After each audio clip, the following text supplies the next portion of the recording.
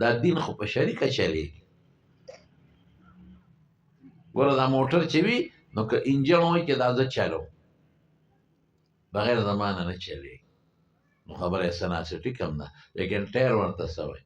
وایي چې زه پنچر یم، زه پکې نه یم، زه ته ګاډی روان ټایر ضرورت شي. انجن هم ټیک دی او ټایر هم ټیک دی، پیچ سره چې تاوی سټیرنګ هغه په ځای ولاړ دی، هغه وایي چې زه نه تاویږم، ځه ته ګاډی روان که اوس په دغه ځای کې څوک باجه کړي چا په کور بیا ورولي بغیر د هغې نه هم نه چلېږي.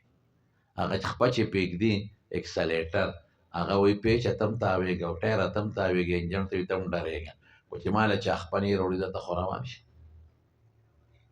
هغه منځ کې شی څه دی؟ ولولو خان. ولولو خان څه ورته وایي هلکه ګیر. هغه وایي چې زه په ځای ولاړ یم نه ړقم، زه ستا پلار خو دې وړقوي.